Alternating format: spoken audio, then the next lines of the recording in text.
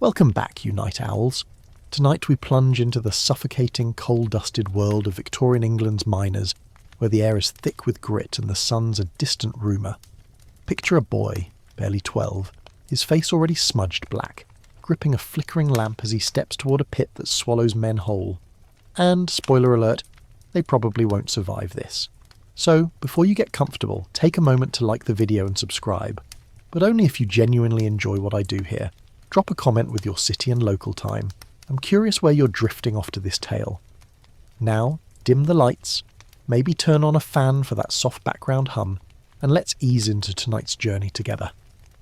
The morning is raw, a damp chill clinging to the Yorkshire air as Thomas Reed, a wiry lad with eyes too old for his face, trudges toward the colliery.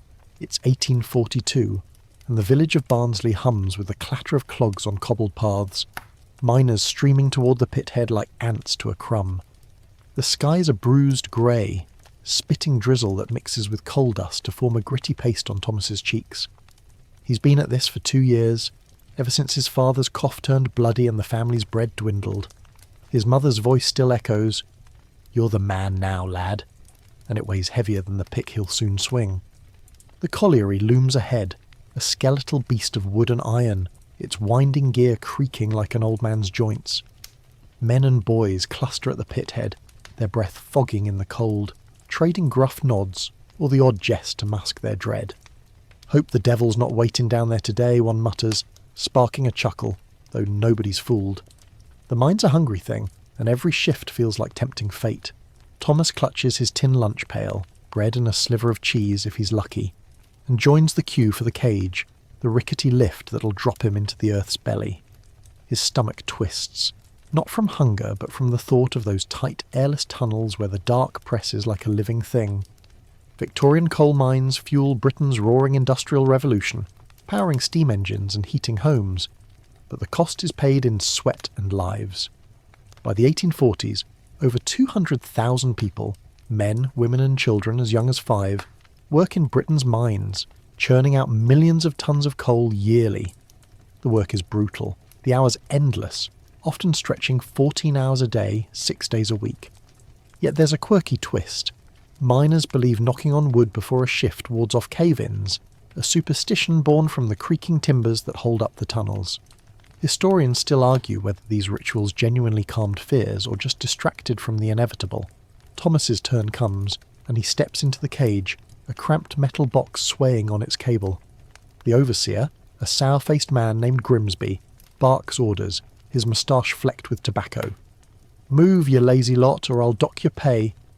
Thomas squeezes in, shoulder to shoulder with men whose faces are etched with coal scars, their eyes dull but sharp with survival instinct. The cage lurches and the ground vanishes, plunging them into a shaft so narrow the walls seem to graze their elbows. The air grows heavy, smelling of damp earth and something sour like rotting straw. Thomas's lamp flickers, casting jittery shadows that dance like ghosts. He tries to hum a tune, some daft ditty about a lass and a sheep, but his throat's too dry, and anyway the men would cuff him for it. Down they go, deeper than a church steeple's height, the cage rattling like a tin can kicked by a giant. Thomas's ears pop, and his chest tightens, not just from the pressure, but from the stories whispered at the pub. Men crushed by falling rock, others choked by bad air. Last week a lad from the next village, no older than him, got tangled in a conveyor belt. Nobody speaks of it, but the silence screams. The cage jerks to a stop and the gate screeches open. The men spill out into a low tunnel, its ceiling propped by timbers that groan under the earth's weight. Thomas ducks, his cap brushing the roof, and follows the others, their lamps bobbing like fireflies in a storm. The tunnel narrows, forcing him to stoop, his knees scraping rock. The air is thick, tasting of dust and sweat, and his lamp's flame gutters, starved for oxygen. He's a hurrier today, tasked with pushing coal tubs along rickety tracks to the main shaft. It's gruelling, but better than being a trapper. Those poor kids sit alone in the dark for hours, opening ventilation doors. He shudders, remembering his first week as a trapper, the silence so loud it felt like madness. "Better keep moving," he mutters, mimicking his father's gruff tone, and flashes a wry grin. Nobody's here to see it, but it steadies him. The work begins, and Thomas throws his weight against a tub, its iron wheels screeching. His muscles burn, his palms blister, but he pushes on, driven by the rhythm of the mine, clink of picks, thud of coal, grunt of men. Somewhere a hewer hacks at the seam, coal crumbling like black bread. Thomas's job is to keep the tubs moving, no pausing, no slacking, or Grimsby's whip'll sting his back. The overseer's a terror, but there's a grim joke among the lads. Grimsby's so mean he'd sell his own kids for a pint. It's not funny, not really, but it's all they've got. The hours blur, marked only by the ache in his bones and the growl in his belly. He pauses once, gulping water from a tin flask, its metallic tang mixing with dust. A rat scuttles past, bold as a lord, and Thomas snorts. "Fancy a dance, mate?" he whispers, then shakes his head. Talking to rats means he's been down here too long. The mine's a world apart where time bends and hope frays. Yet there's pride too in the work. Coal keeps the factories humming, the trains chugging. Thomas doesn't know about Parliament's debates over mine safety, but he knows his family eats because he bleeds. As his shift drags on, the tunnel feels tighter, the air heavier. His lamp dims and panic nibbles at him. What if it goes out?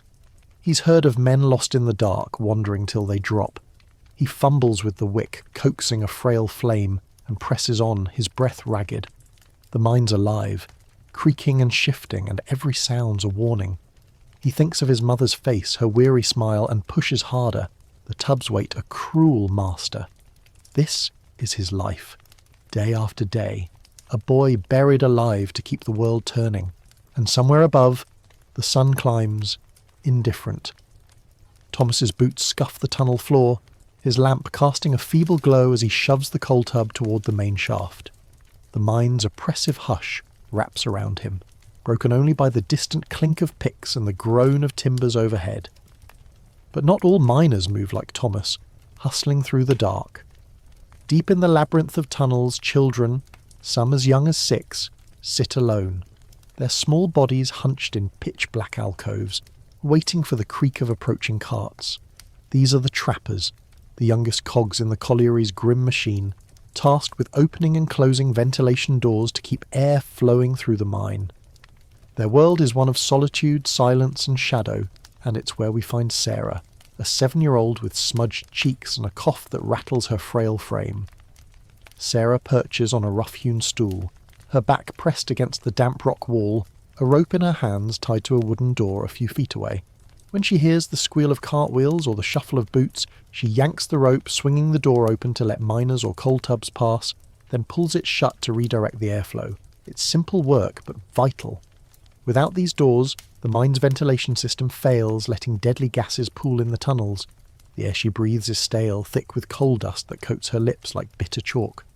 Her lamp, a tiny candle stub, flickers on the floor, its light barely reaching her knees. She's been here since dawn, and her shift won't end till dusk, 12 hours of near darkness with only her own thoughts for company.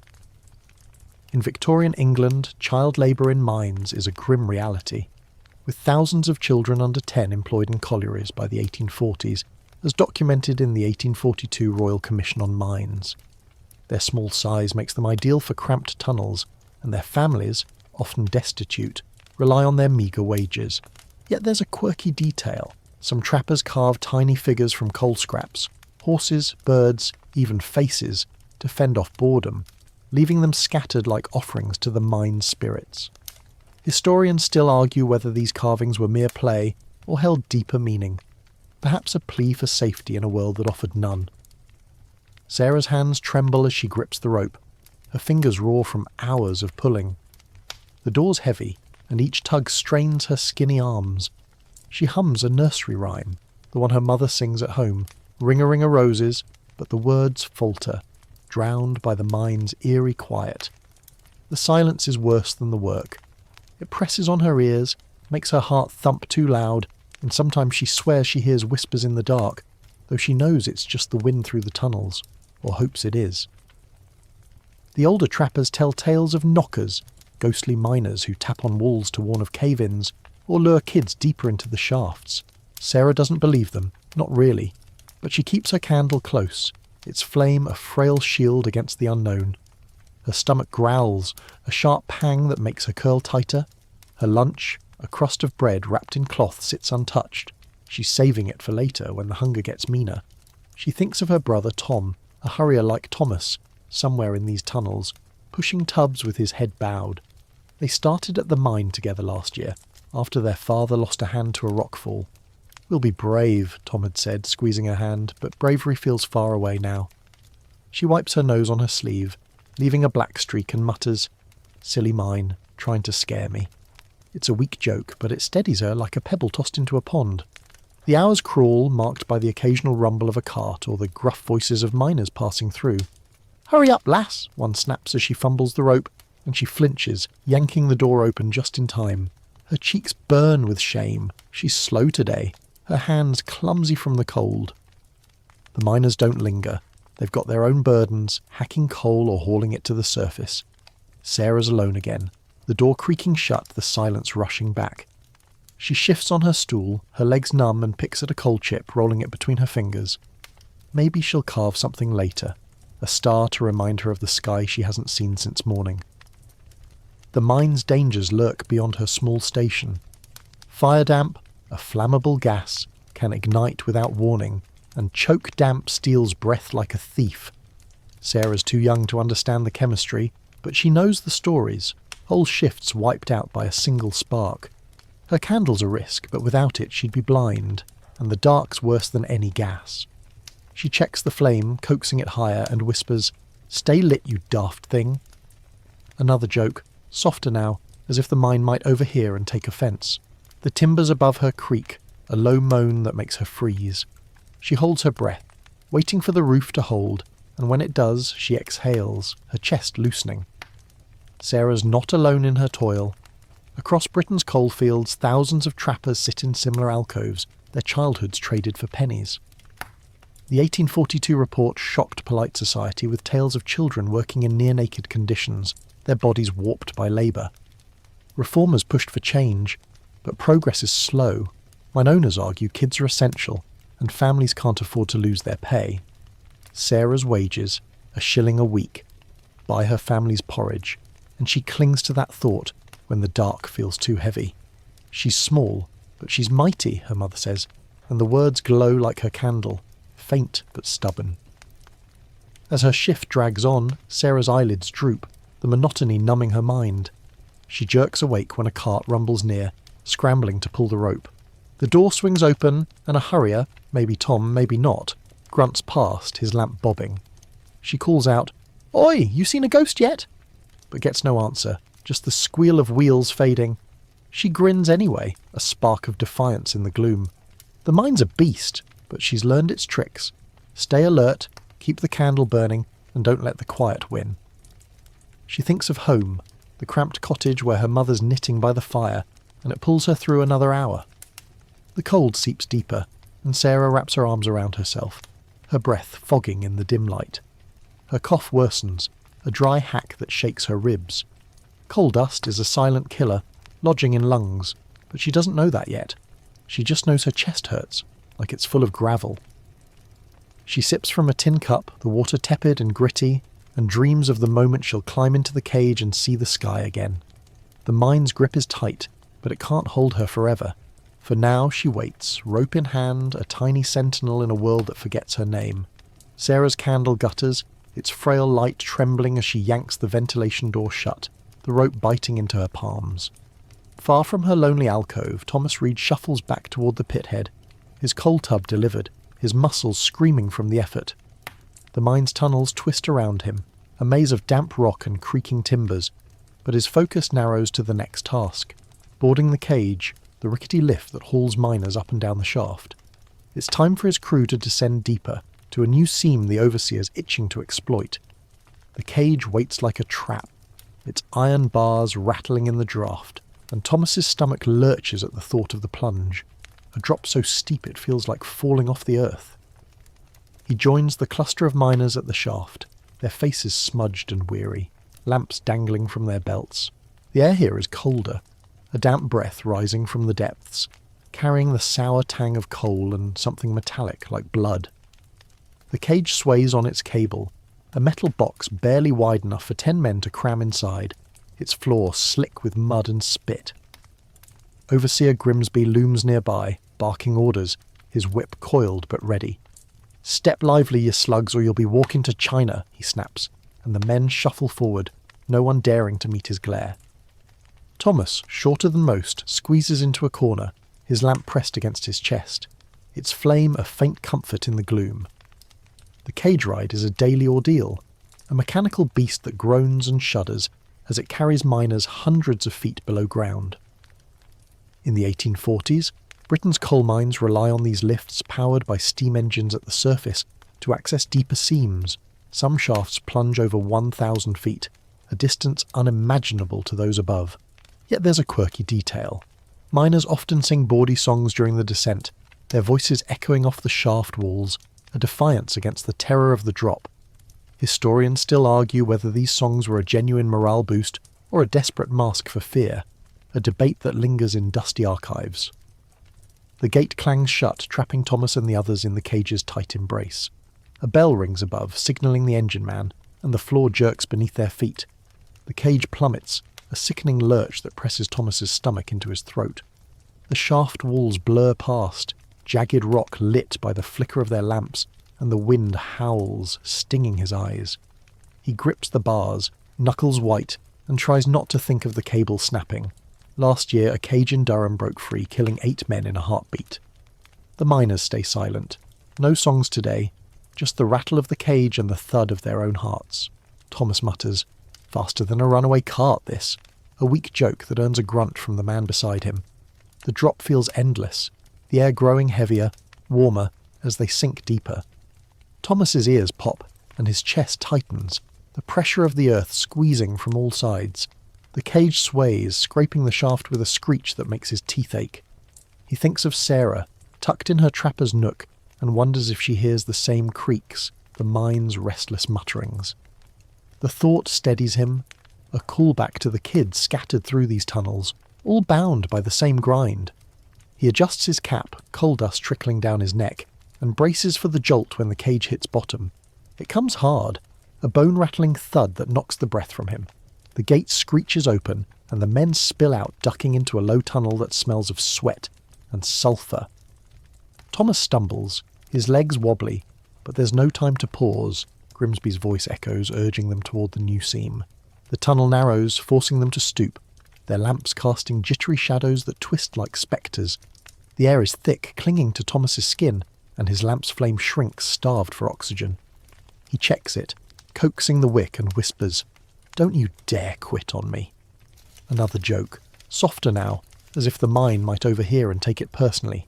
The crew reaches the seam, a black ribbon of coal gleaming in the rock. Hewers, the skilled men who cut the coal, are already at work, their picks swinging in a steady rhythm. Thomas's job is to load their haul into tubs, a task that'll bend his back and blister his hands before the shift's done. He glances at the cage, now a distant speck up the shaft, and feels the weight of the earth above. The mine's a living thing, always shifting, and every creak of the timbers is a reminder. No one's safe down here. He thinks of the surface, the grey Yorkshire sky, and pushes the thought away. Daydreams won't fill his family's pot. The work begins, and Thomas falls into the rhythm, shoveling coal with a grunt. His lamp swings, throwing light on the hewers' faces etched with grit and exhaustion. One, an older man named Jem, pauses to wipe his brow, muttering, "This seems cursed, mark me." Thomas chuckles, thinking of the knockers Sarah fears, and says, "What, you reckon the devil's hiding in the coal?" Jem doesn't smile, just spits and swings his pick again. The mine's no place for laughter, not really, but Thomas clings to his jests like a lifeline, each one a spark in the dark. The hours blur, the tunnel's heat pressing against him, sweat mixing with coal dust to form a gritty second skin. His shovel scrapes rock, the sound a dull counterpoint to the hewer's picks. The cage will come again later, hauling coal and men back to the surface, but for now it's a distant promise. Thomas's thoughts drift to his mother, knitting by the fire, and the bread waiting in his pail. Hunger gnaws, but he saves his lunch. Eating too soon makes the shift feel longer. He pauses, catching his breath, and notices a rat scuttle past, its eyes glinting. "Off to a fancy ball, are you?" he mutters, grinning despite himself. The mine's dangers are never far. Fire damp lurks in the seams, ready to ignite, and the shaft's timbers groan under the earth's weight. Thomas knows the stories. Whole crews lost to collapses, their lamps snuffed out forever. The cage itself is a gamble, its cables fraying with every trip.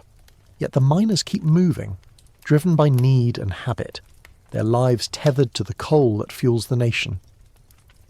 Thomas shovels faster, his arms burning, and thinks of the cage's next trip up, when he'll see the sky again. For now, he's trapped, a boy buried alive, his world reduced to rock, coal, and the flicker of his lamp. Thomas scoops another shovelful of coal, his breath ragged, the tunnel's heat clinging to his skin like a damp rag. The hewer's picks bite into the seam, each strike sending black shards tumbling, and the air grows thicker, a gritty haze that stings his eyes. His lamp, hooked to his belt, casts a trembling glow, its flame shrinking in the stale air, a constant reminder of the mine's hunger for oxygen. The coal dust is everywhere, coating his lips, lodging in his throat, turning every cough into a dry, hacking protest. This is the miner's world, a place where light and air are rationed, and every breath feels borrowed. The tunnel is low, forcing Thomas to crouch, his back aching as he loads the tub. The walls glisten with damp, and the timbers overhead groan, as if the earth resents their intrusion. His lamp's light barely reaches the hewer beside him, Jem, whose face is a map of coal smudges and sweat. Jem pauses, leaning on his pick, and rasps, "Air's foul today, lad. Mind your flame." Thomas nods, checking his lamp again. Its wick a frail thread between life and darkness. These lamps, simple tin affairs with a naked flame, are the miner's lifeline, but they're treacherous too. A spark in the wrong pocket of gas, and the whole tunnel could erupt. Coal dust isn't just a nuisance, it's a killer. By the 1840s, black lung is a known scourge, though not yet named. Miners call it the cough, or pitman's curse, a hacking that worsens with age, stealing breath and years.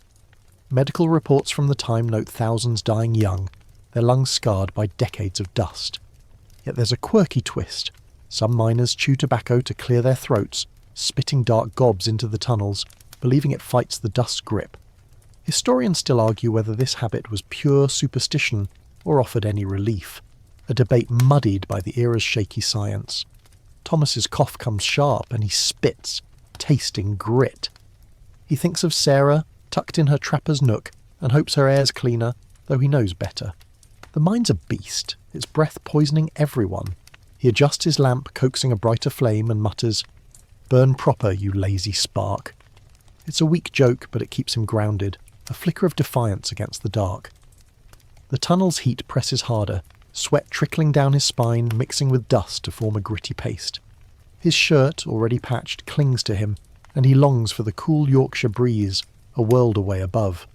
The work grinds on, the tub filling slowly, each shovelful a battle. Thomas's hands blister, the shovel's handle rubbing his palms raw, but he doesn't pause. Grimsby's whip is never far, and slacking means docked pay. The hewers keep hacking, their rhythm a dull pulse, and Thomas falls into it, his body moving like a machine. His lamp swings, throwing shadows that twist across the walls, and he catches a glimpse of Jem's eyes, red-rimmed and weary. "This seems a miser," Jem grumbles, meaning the coal's hard-won, brittle. Thomas grins, thinking of the rats that scamper through these tunnels. "Aye, even the rats had quit this one," he says, earning a snort from Jem. The mine's air worsens, heavy with dust and the faint sour whiff of fire damp. Methane, though Thomas doesn't know the word. He's heard the stories, though. A lamp too close to a gas pocket and the tunnel becomes a furnace. The Davy lamp, a safer design with a mesh shield, is starting to appear in some mines, but not here, not yet. Their open flames are cheaper, and the owners care more for profit than lives. Thomas checks his lamp again, its glass smudged, and wipes it with his sleeve, smearing more dust. He thinks of the cage ride down, that stomach-churning drop, and wonders if the air was this bad then. It's a callback to the shaft's cold draft, a fleeting memory of movement in this stifling stillness. A distant shout echoes, and Thomas freezes, shovel mid-air. The miners exchange glances, lamps bobbing, as the sound fades. False alarm, maybe, but the mine's full of tricks. Creaks that mimic screams, drafts that whisper death. Jem spits again, muttering, "Just the timbers talking." Thomas nods, but his heart's racing and he grips the shovel tighter. The dust settles in his lungs, each breath a little harder, and he wonders how his father lasted 20 years down here before the cough took him. He pushes the thought away, focusing on the tub, now half full, its iron glinting in the lamplight. The hours drag, the tunnel's darkness blurring time.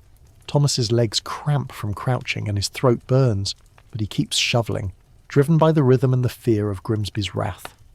A rat darts past, bold as ever, and Thomas chuckles. "You got a better job than me, mate," he whispers, his voice hoarse. The joke's for himself, a spark in the gloom, but it fades fast. The dust is relentless, coating his tongue, clogging his nose, and he sips from his flask, the water warm and metallic. It barely helps, but it's something, a reminder of the world above, where water's clean and air's free. The hewers pause, stretching their backs, and Thomas seizes the moment to rest, leaning against the tub. His lamp's flame flickers, low again, and he tweaks the wick, cursing softly. Jem watches, shaking his head. "Them lamps'll kill us before the roof does," he says, and Thomas can't argue. The mine's a gamble, every shift a roll of the dice, gas, collapse, or just the slow grind of dust in your lungs. He thinks of the knockers Sarah fears, those ghostly warnings, and wonders if they'd bother with a warning for dust. Probably not. It's too slow, too sneaky. The work resumes, the tub nearly full now, ready for the hurriers to haul away. Thomas's arms tremble, but he keeps moving, the shovel's weight a cruel master. The dust swirls, caught in the lamplight, and he squints, his eyes watering. He coughs again, deeper this time, and wipes his mouth, seeing black on his sleeve. It's normal, he tells himself, just the mine's mark, but the thought lingers, heavy as the rock above. He glances at Jem, still swinging his pick, and wonders how many years the old man's got left. Not many, if the cough's any judge. The shift's end is a distant dream, hours away, but Thomas clings to it, picturing the cage's rattling climb, the first glimpse of sky. For now he's trapped, his world reduced to dust and flickering light. The mine's air chokes him, but he breathes it anyway, no choice but to keep going. He shovels, coughs, and checks his lamp, the cycle unbroken, a boy fighting a battle he can't win. The coal keeps falling, the dust keeps rising, and the lamps keep burning, frail stars in a world without sun. Thomas's shovel scrapes the tunnel floor, the coal's black glint mocking his aching arms as he loads the tub. The air is a thick soup of dust and heat, his lamp's flame a frail protest against the dark. The hewers, like Jem, are the heart of this underworld, men who wrestle coal from the earth's grip with picks and sweat. Their work is the mine's pulse, each swing of the pick carving out the fuel that powers Britain's factories and hearths. Jem's crouched in a narrow seam, his back bent at an angle that screams pain, his pick striking with a rhythm that's both relentless and weary. Thomas watches, half in awe, half in dread, knowing he'll be a hewer someday, if he lasts that long. The seam is stubborn, a thin vein of coal wedged between unyielding rock, and Jem's swings are precise, each blow chipping away just enough to keep the tub filling. The tunnel's ceiling is so low he can't stand straight, his knees grinding against stone, his breath a laboured rasp. Coal dust swirls, catching in the lamplight, and Jem's face is a mask of grit, his eyes narrowed against the sting. The hewers work in pairs, one cutting, the other clearing debris, their bodies contorted to fit the mine's cruel geometry. Jem's partner, Will, scoops loose coal with hands so calloused they're more leather than skin, muttering curses under his breath. Hewing is the mine's most gruelling job, demanding strength and skill honed over years. In the 1840s, hewers are the elite of the colliery, earning slightly more than hurriers or trappers, sometimes 2 shillings a day, but the pay comes at a cost. Their bodies break down faster, spines curving from constant stooping, lungs choking on dust. Yet there's a quirky detail. Hewers often mark their picks with chalk symbols, a star, a cross, or their initials, to claim their tools in the chaotic pit. Historians still argue whether these marks were practical or a quiet act of pride, a way to assert identity in a place that strips it away. Thomas pauses, wiping sweat from his brow, and watches Jem's pick spark against the seam. The sound is sharp, a metallic clink that echoes in the tight space. His own job, loading tubs, is backbreaking, but hewers face the mine's wrath head-on, hacking at its heart. Jem's shirt is soaked, clinging to his broad shoulders, and his cough, deeper than Thomas's, cuts through the tunnel's hum. "Keep up, lad," Jem grunts, not unkindly, and Thomas scoops faster, his shovel biting into the pile. He thinks of Sarah, alone with her rope and candle, and wonders if she'd trade her solitude for this grind. Probably not, he decides, and mutters, "Rather push tubs than wrestle rocks." It's a small joke, barely audible, but Will snorts, shaking his head. The tunnel's heat is merciless, pressing against Thomas's skin, and the air feels thinner, each breath a struggle. His lamp flickers, its flame dipping low, and he tweaks the wick, coaxing it back. The open flames are a constant gamble. Jem's warned him about fire damp, the gas that can turn a spark into a fireball. Thomas glances at the timbers propping the roof, their creaks a grim reminder of the earth's weight. A collapse last month took 2 hewers in a nearby pit. Their bodies never recovered. The memory sits heavy, but Thomas pushes it down, focusing on the shovel, the coal, the rhythm. The hewer's work is relentless. No pause is allowed unless the seam shifts or the overseer calls a break. Grimsby's presence looms, his boots echoing somewhere down the tunnel, and Thomas keeps moving, fearing the whip's sting. Jem's pick strikes harder now, the coal yielding grudgingly, and Will sweeps the debris with a practiced flick. The tub's nearly full, and Thomas's arms burn, his blisters roar under his gloves. He thinks of the cage ride down, that gut-churning drop, and how it feels like a lifetime ago. The mine traps time, twists it, until all that's left is the ache in your bones and the coal in your hands. A sudden crack splits the air and Thomas freezes, his shovel hovering. Jem stops, pick raised, and Will's eyes dart to the roof. The timbers groan, louder this time, and dust sifts down, catching in their lamp's glow. "Steady, lads," Jem whispers, his voice calm but tight. They wait, hearts pounding until the groaning fades, the roof holding, for now. Thomas exhales, his hands shaking, and mutters, "Thought the mine was burping us out." Another joke, weak but necessary, and Jem's lips twitch, a rare, almost smile. The moment passes, and they're back at it, picks and shovels moving. The coal's black sheen a cruel prize. The hours blur, the tunnel's darkness swallowing any sense of day or night. Thomas's back screams, his knees bruised from crawling, but he keeps pace, driven by the hewer's rhythm and the fear of falling behind. Jem's cough worsens, a deep hack that shakes his frame, and Thomas wonders how long the man can keep this up. His own cough is lighter, but it's there, a nagging reminder of the dust they all breathe. He sips from his flask, the water gritty, and thinks of home, his mother's stew, thin but warm, waiting if he makes it through the shift. The tub fills, and Thomas signals a hurrier to haul it away. The boy's face a younger echo of his own, smudged and tired. The mine's a cycle, coal cut, loaded, hauled, and cut again, each man and boy a cog in its grind. Jem pauses, stretching his back with a grimace, and Thomas catches his eye. "Reckon you could hew the moon down?" he asks, grinning, and Jem chuckles, a rough sound. "Aye, lad, but it'd take more than this pick. The humour's fleeting, but it's a spark, a reminder they're still human in this stone cage." The seam fights back, yielding less with each strike, and Jem curses softly, his pick glancing off rock. The tunnel feels tighter, the air heavier, and Thomas's lamp gutters again, its light barely cutting the gloom. He thinks of the knockers Sarah mentioned, those ghostly taps, and wonders if they'd warn of a bad seam. Probably not.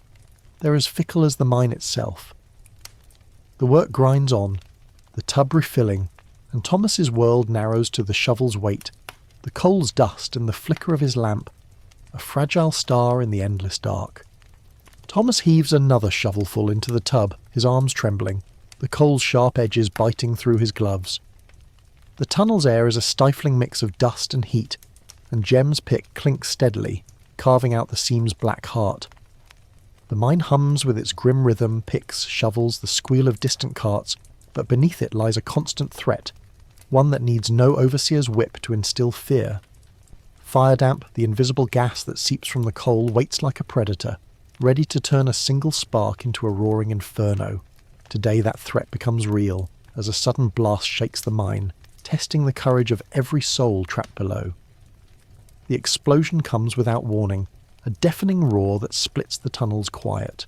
Thomas stumbles, his shovel clattering as the ground quakes and a wave of heat slams into him. Dust chokes the air thicker than ever, and his lamp gutters, nearly snuffing out. Jem shouts, "Down, lad!" and Thomas drops, pressing his face to the rock, his heart hammering. The walls tremble, timbers creaking, and somewhere down the tunnel men scream, their voices roar with panic. The air tastes of sulphur and smoke, and Thomas's mind races. Fire damp, it's got to be, ignited by some poor soul's lamp or a stray spark. He clings to the ground, waiting for the roof to collapse, but the shaking slows, the mind settling into an eerie hush. Fire damp, methane gas, is a relentless killer in Victorian mines, responsible for hundreds of deaths each year. In the 1840s, explosions like the one at Felling Colliery in 1812, which killed 92 men and boys, are grim reminders of its power, spurring early safety reforms like the Davy lamp. Yet many mines, like this one, still use open flame lamps, cheaper but deadly. A quirky detail emerges. Some miners test for fire damp by holding their lamps high, watching for a blue halo around the flame, a risky trick called reading the air. Historians still argue whether this practice saved lives or tempted fate, a debate fueled by tales of miners' daring and desperation. Thomas lifts his head, coughing, his eyes stinging as he fumbles for his lamp. It's still lit. Thank God, its flame a frail beacon in the dust-choked dark. Jem's crouched nearby, his face grim, checking his own lamp. "Stay low," he mutters, his voice hoarse. "Could be after damp." Thomas nods, recalling the stories. After damp, the poisonous gas that follows explosions, choking men where they stand. The tunnel's a haze, shadows twisting in the lamplight, and Thomas's chest tightens, not just from fear but from the acrid air. He thinks of Sarah, alone in her trapper's nook, and prays the blast didn't reach her. That lonely alcove, a call back to her quiet vigil, feels like a world away now. The miners stir, their lamps bobbing as they assess the damage. Will, Jem's partner, crawls over, his face bloodied from a falling rock. "Shaft's blocked, I reckon," he rasps, and Thomas's stomach lurches. If the main shaft's gone, they're trapped, no cage to haul them up. Jem spits, wiping dust from his eyes. "We ain't dead yet. Move toward the vent." The ventilation shaft, a secondary exit, is their only hope, but it's a long crawl through narrow tunnels and the air's turning fouler by the minute. Thomas grips his shovel, useless now, and mutters, "Better 'n dancing with the devil." It's a shaky joke, but it steadies him, a spark of defiance against the mine's wrath. They move, crouching low, their lamps casting jittery light. The tunnel's littered with debris, splintered timbers, scattered coal, and the air's thick with smoke. Thomas's cough worsens, each hack tearing at his throat, and he presses his sleeve to his mouth, tasting grit. Jem leads, his broad shoulders hunched, his pick slung over his back. Will limps behind, clutching his arm, and Thomas follows, his heart pounding. The mine feels alive, its walls closing in, and every creak is a warning. He thinks of the cage's terrifying plunge, that gut-churning drop, and wishes for its rickety safety now. The blast has changed everything. The mine no longer just a grind, but a battlefield. A faint shout echoes ahead, and Jem pauses, lamp raised. "Survivors," he says, and they press on, the tunnel narrowing until they're crawling, knees scraping rock. The air's hotter here, the smoke denser, and Thomas's lamp flickers, its flame shrinking. He tweaks the wick, whispering, "Don't you quit on me." Another joke, softer now, as if the mine might overhear and take offence. They reach a junction, where a group of miners huddles, their faces pale under the grime. One, a young hurrier, sobs, his lamp trembling in his hands. "It's all gone," he chokes out, and Thomas's blood runs cold. The main seam's collapsed, they learn, trapping dozens, maybe more. Jem takes charge, his voice steady despite the chaos. "Vent shafts this way, keep moving." The group shuffles forward, their lamps a frail constellation in the dark. Thomas sticks close to Jem, his shovel abandoned, his hands empty but for his lamp. The tunnel's a nightmare, twisting and low, and the air's so foul his head spins. He thinks of his mother, waiting at home, and wonders if she'll hear of the blast before nightfall. The mine's taken men before, his father's cough was proof, but this feels different, a sudden, violent theft. He pushes the thought away, focusing on Jem's back, the rhythm of their crawl. The ventilation shaft looms ahead, a narrow chimney of rock, its ladder rusted but intact. Jem climbs first, testing each rung, and Thomas follows, his hands slippery with sweat. The ladder sways, creaking under their weight, and the shaft's walls press close, scraping his shoulders. His lamp dangles, its light bouncing, and he prays it stays lit. Darkness here would be death. A miner below shouts, "Faster!" and Thomas grits his teeth, climbing despite the burn in his arms. He thinks of Sarah's knockers, those ghostly warnings, and wonders if they'd have tapped for this. "Fat lot of good you are," he mutters, a third joke, bitter but grounding. The climb is endless. The shaft's air barely breathable, but light, faint, grey, appears above. Thomas's heart leaps and he climbs faster, ignoring the ladder's groans. Jem reaches the top, hauling himself out, and Thomas scrambles after, collapsing onto the grass. The sky, dull with Yorkshire clouds, is the most beautiful thing he's ever seen. Men emerge behind him, coughing, weeping. Their lamps extinguished now, useless in the open air. The colliery's a chaos of shouts and smoke, families gathering, fearing the worst. Thomas scans the crowd, desperate for Sarah. But she's not here. Not yet. The blast toll will be counted later. Dozens dead, the seam destroyed, the mine's future uncertain. For now, Thomas breathes, his chest heaving, the dust still clinging to his lungs. The mine's wrath has spared him, but it's a fleeting mercy. Tomorrow or the day after he'll descend again, lamp in hand, to face the dark. The coal must flow, the nation must burn, and boys like him pay the price. Thomas lies on the grass, his chest heaving. The sky's grey expanse, a fragile promise of freedom after the mine's fiery wrath. The colliery buzzes with chaos, shouts, sobs, the clatter of rescue teams scrambling toward the pithead. His eyes scan the crowd, desperate for Sarah, but she's still below, or worse, and the thought twists his gut. Amid the survivors, another group toils unseen by many. Women, their faces as grimed as the men's, their bodies bent under the weight of coal. These female miners, often forgotten in the mine's brutal hierarchy, haul tubs through the tunnels, their labour as vital and punishing as any hewers. One such woman, Mary Carter, emerges from the ventilation shaft, her arms trembling, her breath ragged, a testament to the unyielding grind of women in the pits. Mary, a widow in her 30s, clutches a frayed shawl, her hands scarred from years of dragging coal. Her face is streaked with dust, her eyes hollow but fierce, scanning for her son, a trapper like Sarah still unaccounted for. She's been a hurrier since her husband died in a cave-in 5 years ago, her strength forged in necessity to feed her children. Today she was deep in the mine when the blast hit, hauling a tub through a tunnel so low she crawled, her knees raw, her back screaming. The explosion's roar sent her sprawling, but she clawed her way to the vent shaft, driven by the thought of her boy. Now, above ground, she stands among the survivors, her body shaking but her resolve unbroken. Women in Victorian mines are a stark reality, with thousands working underground in the 1840s, as revealed by the 1842 Royal Commission on Mines. They haul coal, load tubs, and sometimes hew, earning less than men, often a shilling a day, for the same gruelling hours.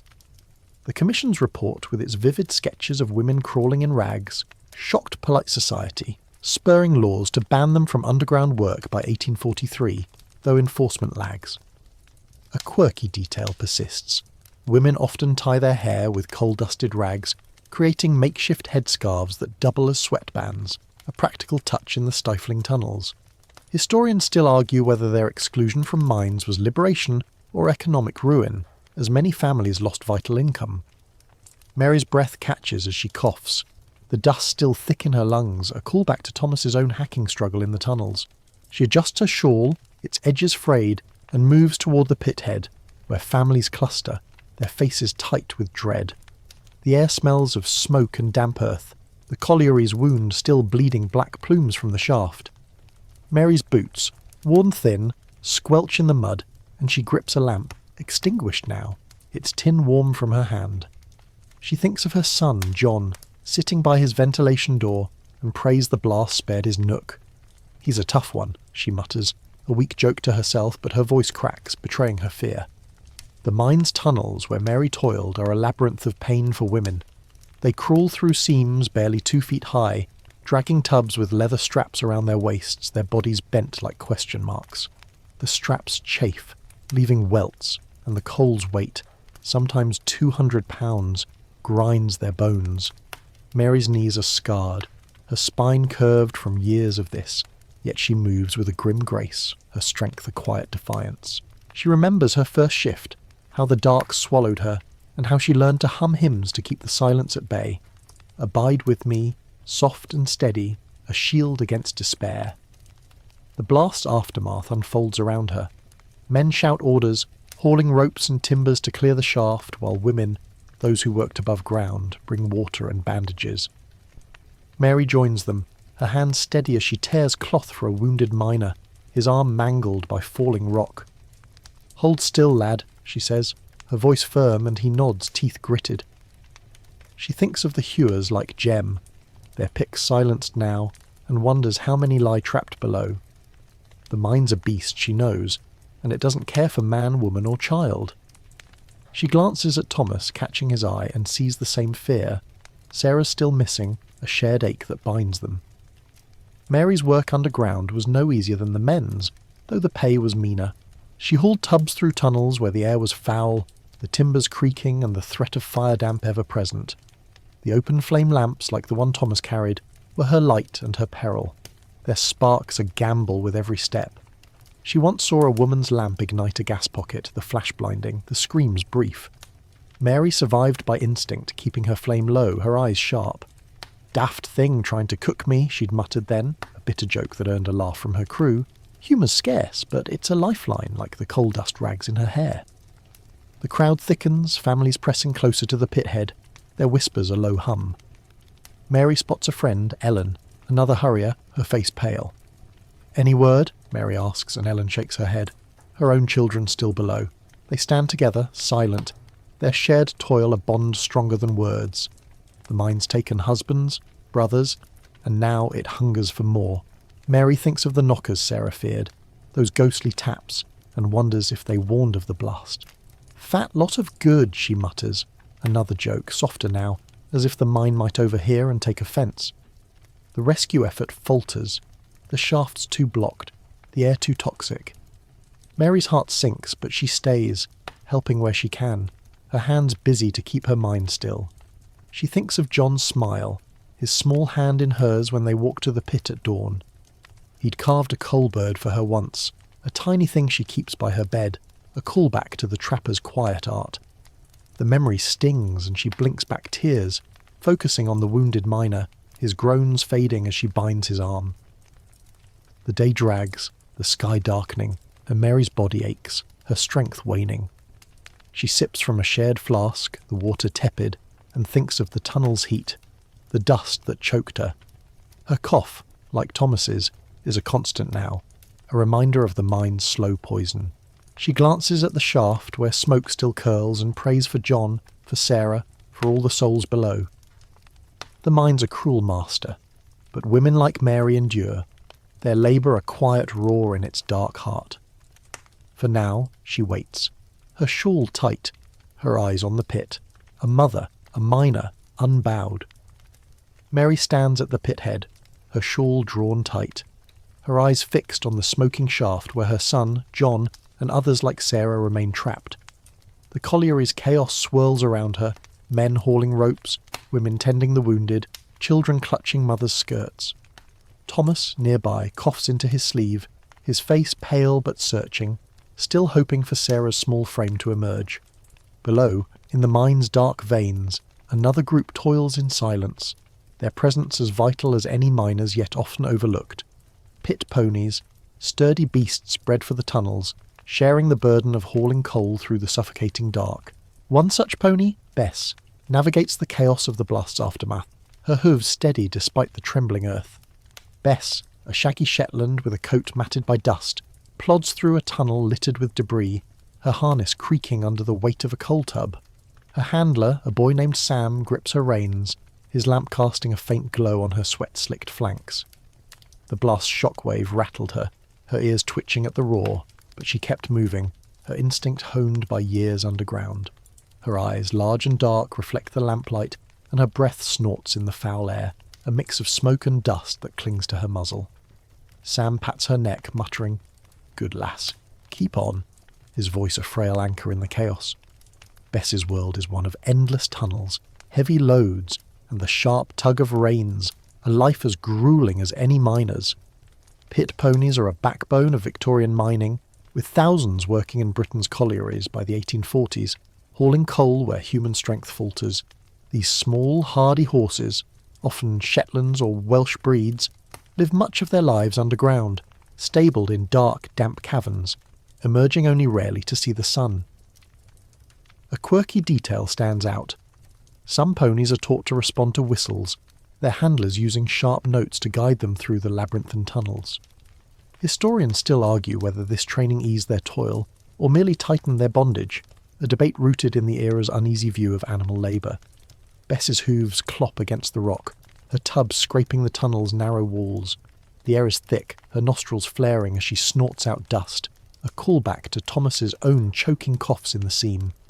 Sam's lamp flickers, its flame low, and he tweaks it, cursing softly.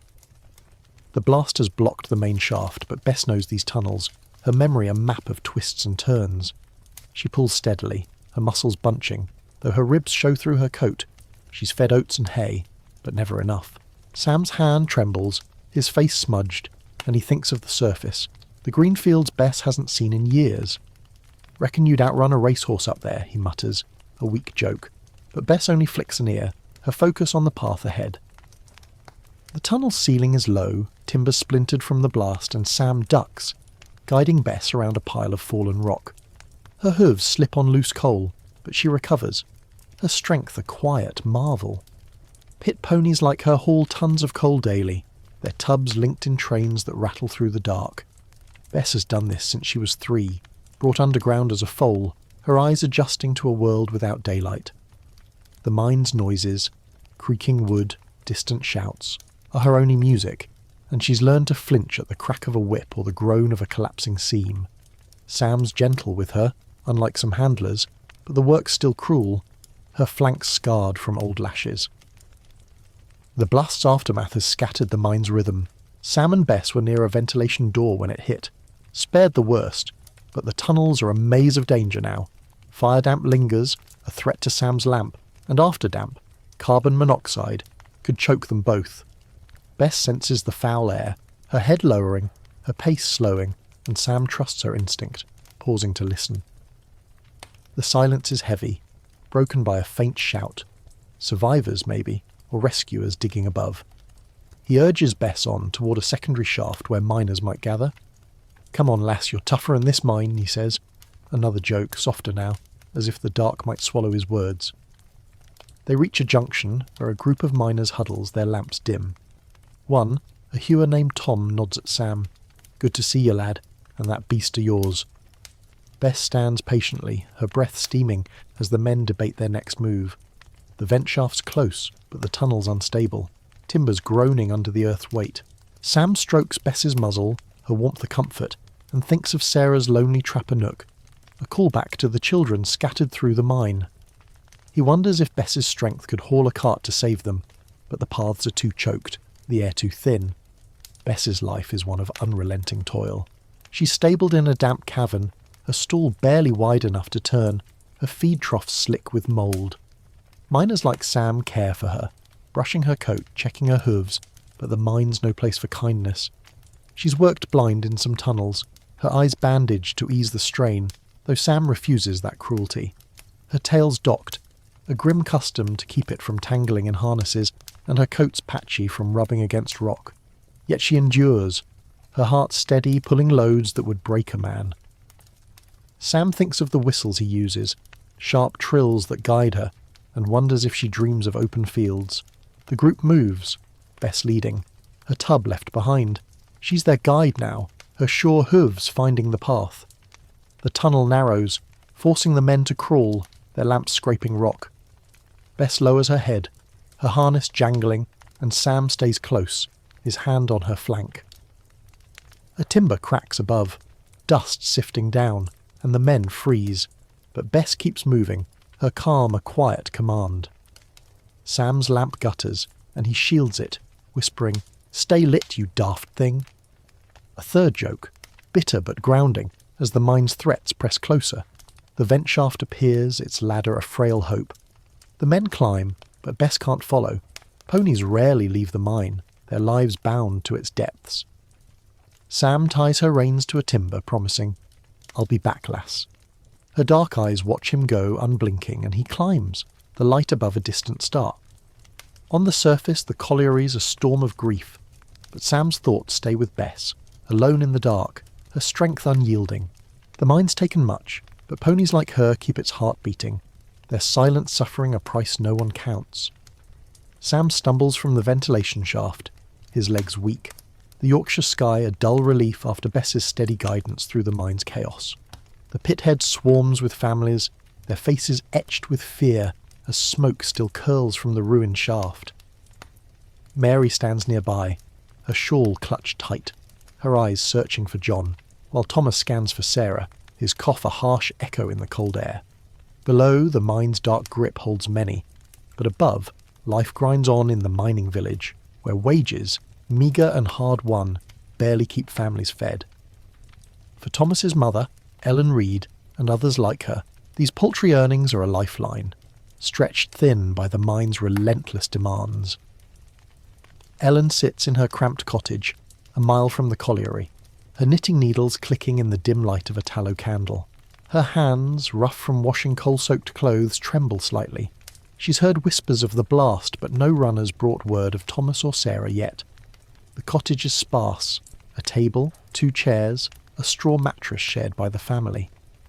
A pot of thin porridge simmers over a weak fire, its steam mingling with the damp that seeps through the walls. Ellen's life revolves around the mine's rhythm, her children's wages, Thomas's 2 shillings, Sarah's 1, buying just enough to keep hunger at bay. Today, with the mine in chaos, she fears not just their safety, but the pay that might not come. Miners' wages in Victorian England are notoriously low, with hewers earning 2 to 3 shillings a day, hurriers like Thomas half that, and trappers like Sarah a mere shilling a week, as noted in the 1842 Royal Commission. These earnings, often paid irregularly, are docked for lamp oil, tools, or fines for slacking. A quirky detail emerges. Some miners receive part of their pay in Tommy tickets, vouchers redeemable only at company stores where prices are inflated. Historians still argue whether this system was deliberate exploitation or a practical necessity for remote collieries, a debate that underscores the era's economic stranglehold on workers. Ellen sets her knitting aside, her fingers stiff, and stirs the porridge, its watery scent a poor comfort. She thinks of Thomas, his tired grin when he hands her his wages, and Sarah, her small hands raw from the trapper's rope, a callback to their toil in the tunnels. The blast news reached the village an hour ago, carried by a boy who saw the smoke. Ellen's heart races, but she stays put. Rushing to the pithead won't bring them home faster. She mutters, "They're tougher than this old pot," a weak joke to herself, her voice thin in the quiet. The cottage feels emptier without their clogs on the floor, their chatter about rats or knockers. The village, a cluster of stone cottages hugging the colliery, lives and breathes coal. Every family depends on the mine, their budget's a fragile balance of wages and debt. Ellen's weekly tally is grim, a shilling for rent, 6pence for flour, a penny for soap. Thomas's pay covers most, but Sarah's shilling buys extras, tea, a rare onion. With the mine stopped, those coins might dry up, and the company store's credit comes with a steep price. Ellen's seen families evicted for missed rent, their belongings tossed into the mud. She pushes the thought away, focusing on the fire, its crackle a faint echo of the mine's distant roar. A knock startles her, and she opens the door to find Mary Carter, her face smudged, her shawl damp from the drizzle. "Any word?" Ellen asks, and Mary shakes her head, her own son John still missing. They sit sharing a cup of weak tea, their silence heavy but companionable. Mary's hands, scarred from hauling tubs, rest on the table, and Ellen notices a coal dust rag in her hair, a callback to the women's toil underground. "John's a scrapper," Mary says, her voice steady. "He'll find a way." Ellen nods, clinging to the same hope for her children, though fear gnaws at her. The mine's wages shape every choice. Ellen mends clothes to save pennies, boils bones for broth, and trades eggs with neighbours for salt. The company store looms over the village, its shelves stocked but prices cruel. Bread twice the cost of town shops. Tommy tickets trap families, forcing them to buy there or starve. Ellen's used them once when Thomas was sick and couldn't work, and the debt lingered for months. She thinks of the hewers like Jem, their higher pay a distant dream, and wonders if Thomas will ever swing a pick, or if he'll survive to try. He'd probably hit his own foot, she mutters. Another joke. Bitter but grounding. Outside, the village hums with unease. Children play in the mud, too young for the mine, while women gather at wells, whispering of the blast. Men, those not at the pit, linger at the pub, their pints bought with precious pence. Ellen hears their voices through the window, a low rumble like the mine's timbers. She thinks of her husband, lost to the cough years ago, his wages once enough for meat on Sundays. Now she counts every coin, her ledger a mental tally of survival. The blast threatens it all. If the mine closes, even briefly hunger will follow. Mary rises, promising to return with news, and Ellen sees her out, the drizzle cold on her face. She glances at the colliery's smoke, a dark smudge on the horizon, and prays for her children. The mine's a thief, taking health, time, and now, maybe lives. She thinks of Sarah's coal carvings, those tiny stars left in the tunnels, a callback to her daughter's quiet defiance. "Keep shining, lass," Ellen whispers, a third joke, soft as a prayer. She returns to her knitting. The needles click a steady rhythm, her hands busy to keep her heart still. The day drags, the candle burning low, and Ellen's thoughts circle the mine. Its dust, its dangers, its meagre pay. She knows the cough that took her husband waits for Thomas. Maybe Sarah too, but wages leave no choice. The village is a trap bound to the pit, its people tethered by need. Ellen stirs the porridge again, its steam rising, and waits, her hope as thin as the broth but unyielding. The mine's shadow looms, but families like hers endure. Their lives a fragile fight against its grip. Ellen reads knitting needles fall still, the cottage's dim glow flickering as she stares out at the colliery's distant smoke, her thoughts tethered to Thomas and Sarah, still unaccounted for after the blast. The village hums with tension, whispers of the disaster spreading like coal dust on the wind. At the pit head, Mary Carter tends to the wounded, her hands steady despite her fear for John, while Sam lingers nearby, haunted by leaving Bess below. The mine's collapse has shaken more than the earth. It's ignited a spark of defiance among the miners, who now gather in hushed groups, their voices low but fierce. The talk is of strikes, a desperate bid to force change in a system that grinds them down, though the cost of rebellion is hunger and reprisal. Jem, the grizzled hewer, stands at the edge of the crowd, his pick slung over his shoulder, his face etched with soot and resolve. He's survived the blast, crawling out with Thomas, but the mine's toll, decades of dust, a cough that steals his breath, fuels his anger. Around him men murmur, their lamps extinguished but their eyes burning. The blast killed dozens, trapped more, and the owner's response, promises of inquiries but no real aid, stokes their rage. Jem's voice cuts through, rough but steady. We stop work, they'll listen. No coal, no profit. The men nod, but fear lingers. Strikes mean no wages, empty bellies, and the threat of blacklisting. Strikes in Victorian mining are a desperate weapon, with major walkouts like the 1844 Durham strike showing their power and peril. Miners halt work to demand better pay, safer conditions or shorter hours, but owners often break strikes with scab labour or evictions. By the 1840s, early unions like the Miners' Association of Great Britain organise resistance, though membership risks dismissal. A quirky detail emerges. Strikers sometimes leave ghost shifts of tools at the pit head, a symbolic refusal to work that unnerves overseers. Historians still argue whether these gestures were mere defiance or strategic signals to rally support, a debate rooted in the era's tense labour battles. Jem's words spread, and Thomas, standing nearby, listens, his chest tight from dust and hope. He's seen the mine's cruelty. Sarah's trapper nook, a callback to her lonely vigil, still haunts him, and the idea of fighting back stirs something new. He coughs, wiping his sleeve, and mutters, "Reckon we'd starve faster than they'd blink." It's a weak joke, but it earns a grunt from a nearby miner, a shared nod in the gloom. The pit heads a grim stage. Smoke curls from the shaft, families weep, and the overseer, Grimsby, watches from a distance, his whip coiled but ready. Thomas feels the weight of his family's need. Ellen's thin porridge, the rent due, but the strike's promise, faint as a lamp's flame, pulls him. The miners' meeting grows, men clustering in the drizzle, their clogs sinking into mud. Mary joins them, her shawl damp, her eyes sharp despite her exhaustion. Women can't vote in unions, but their voices carry. Many, like her, hauled coal underground until the 1843 ban, and their families starve if wages stop. If we strike, we need food, she says, her voice cutting through the murmurs. Neighbours'll share, but not forever. Jem nods, respecting her grit, and the men agree to pool resources, bread, oats, whatever's spared. Mary thinks of John, still trapped, and her resolve hardens. He'd want us to fight, she whispers, a private joke, bitter but steadying. The decision comes slow, hands raised in the fading light.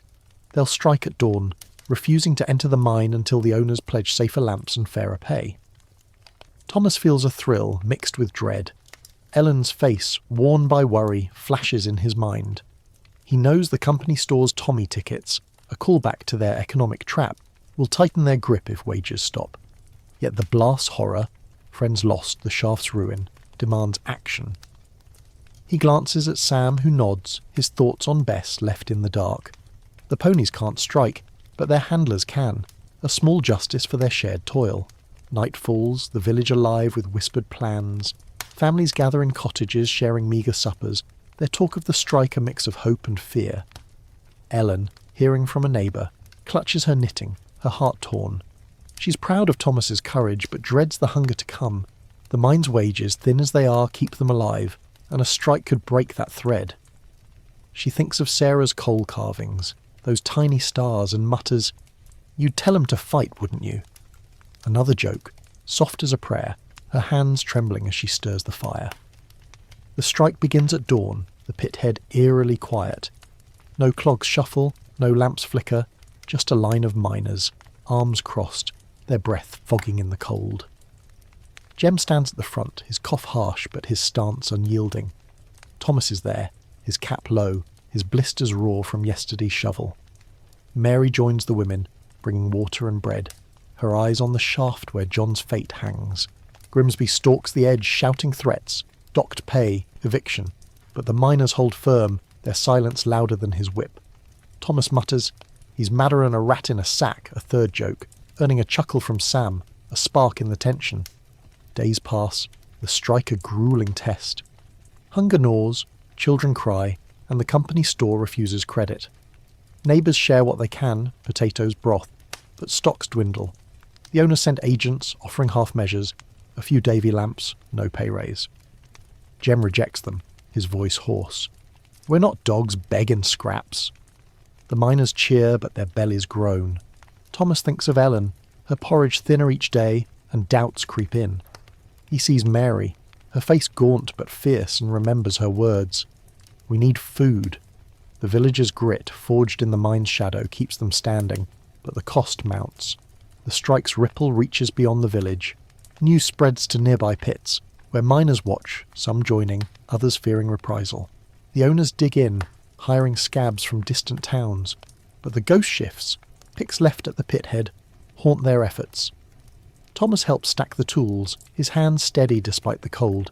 He thinks of Bess, still below, her hooves silent, and wonders if she senses the fight above. The mine's a beast, but the strikers are its pulse, their defiance a fragile hope in a world that buries them. The strike holds firm at the pit head, a silent rebellion under the grey Yorkshire sky. Jem stands like a weathered oak, his cough rattling but his resolve unshaken, as miners cluster around him, their clogs sinking into the mud. Thomas, his cap low, shifts nervously, his thoughts split between the fight and his mother, Ellen, whose thin porridge waits at home. Mary Carter, her shawl tight, distributes bread scraps to the strikers, her eyes darting to the shaft where her son John and Sarah remain trapped. Sam lingers nearby, haunted by Bess, the pit pony left below, her steady hooves a distant memory. The village pulses with defiance, but a new hope emerges. Rescuers, risking their lives, descend into the mine's broken heart to save those still caught in its grip. Among the rescuers is Will, Jem's hewing partner, his arm bandaged from the blast's falling rock. His face, still blood-streaked, is set with grim purpose as he checks his lamp. A Davy lamp, a rare concession from the owners for rescue work. Its mesh shield, designed to trap sparks, offers a slim shield against fire damp, though the air below is a toxic stew of afterdamp and dust. Will's no stranger to danger. He's seen seams collapse, men choke, but the thought of children like Sarah drives him. He joins a small crew, ropes and picks slung over their shoulders, and descends the ventilation shaft, its ladder creaking under their weight. The mine's darkness swallows them, a callback to the blast's chaos, its echo still ringing in their ears. Rescue work in Victorian mines is a brutal gamble, with teams often formed from survivors or volunteers. The 1842 Royal Commission notes frequent cave-ins and gas poisonings claiming rescuers, yet they go, driven by loyalty or desperation. A quirky detail stands out. Rescuers sometimes tie handkerchiefs over their mouths, a futile guard against toxic air, believing it filters the dust. Historians still argue whether this was superstition or a desperate grasp at survival, a debate rooted in the era's limited science. Will's own handkerchief, torn and coal-stained, is knotted tight as he climbs, his lamp's glow a frail star in the shaft's black throat. The air grows heavier, thick with the acrid bite of afterdamp. Will's breath catches, his cough muffled by the cloth, and he grips the ladder, its rungs slick with damp. Below, the mine is a maze of collapsed tunnels, splintered timbers, and scattered coal. The rescuers move slowly, their lamps casting jagged shadows, listening for taps or shouts, signs of life. Will thinks of the knockers Sarah feared, those ghostly warnings, and mutters, "Give us a hint, you old spirits." It's a weak joke, but it steadies him, a spark in the suffocating dark. His crew spreads out, calling names, John, Sarah, others, their voices hoarse, swallowed by the rock. They find a blocked tunnel, its roof caved in, and Will's heart sinks. He swings his pick, clearing debris, each strike a prayer for the trapped. The air's foul, his lamp's flame flickering despite the Davy shield, and he feels the mine's weight pressing down. A faint tap echoes, and the crew freezes, ears straining. It's rhythmic, deliberate, a child's signal, maybe Sarah or John pounding with a rock or fist. Will shouts, "Hold on, we're coming!" and digs faster, his arm throbbing but ignored. The tap grows louder, guiding them, a fragile thread of hope in the mine's cruel maze. The rescuers' work is slow, each rock moved a battle against time and air. Afterdamp, carbon monoxide, lurks, invisible and deadly, and Will's head spins, his breath shallow. He thinks of the cage ride down, that gut-churning drop, a callback to the mine's relentless pull. The tunnel's tight, forcing them to crawl, their lamps scraping rock. A timber groans above, dust sifting down, and Will pauses, heart pounding but the roof holds. He mutters, "Not taking me yet, you daft mine." Another joke, softer now, as if the earth might overhear and take offence. They break through, a narrow gap revealing a small chamber. There, huddled against the wall, is Sarah, her face smudged, her candle long snuffed out. She's alive, clutching her trapper's rope, her eyes wide but fierce. "Knew you'd come," she whispers, her voice raw. Will lifts her, his arms shaking, and passes her to another rescuer.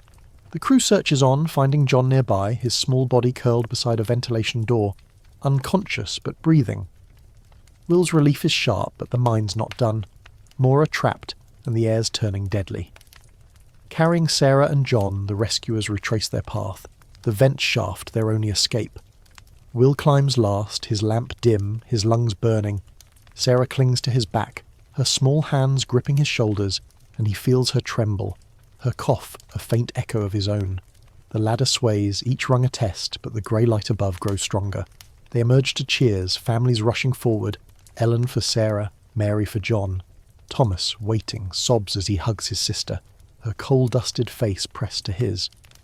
Mary cradles John, her tears mixing with the mud, her hymn, "Abide with me," a whispered thanks. The rescue's toll is heavy. Some rescuers falter, overcome by gas, and not all trapped are found. The strike holds, the miners' defiance fueled by the blast's cost. Will, coughing, joins Jem at the pit head. Their lamps dark, but their resolve bright. Thomas looks at Sarah, her tiny star carving clutched in her hand, a callback to her trapper's nook. "Tougher in the mine you are," he mutters, a third joke earning a weak smile. The village mourns its losses but stands firm, the strike a fragile hope against the mine's shadow.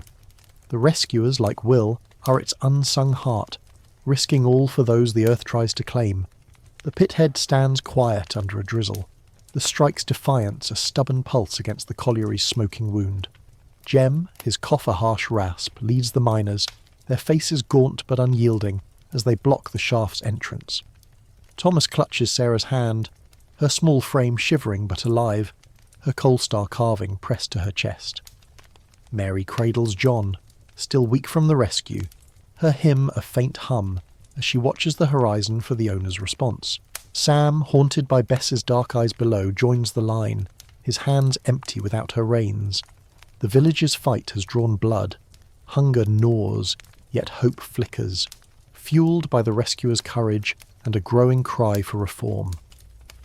Now, the mine's owners, distant in their city offices, send an emissary, sparking a tense standoff that could break or bind the strikers' cause. The emissary, Mr. Hargreaves, arrives in a black carriage, his coat pristine against the mud-soaked pithead. He's a lean man, his spectacles glinting, his voice clipped as he addresses the crowd. "Return to work and we'll provide Davy lamps. Refuse, and you'll face eviction." The miners shift, murmurs rising, their clogs scraping the earth. Jem steps forward, his pick at his side, his eyes hard. "Lamps ain't enough. We want fair pay, no fines, and no more kids dying down there." Hargreaves's lips thin, but he doesn't flinch, his pen scratching notes as if tallying their rebellion. Thomas, watching, feels a spark. Sarah's survival, a callback to her trapper's nook, fuels his nerve. He mutters, "He's got more ink than heart," a weak joke, earning a nod from Sam. Mine owners in the 1840s hold iron control, their wealth built on coal and the backs of workers.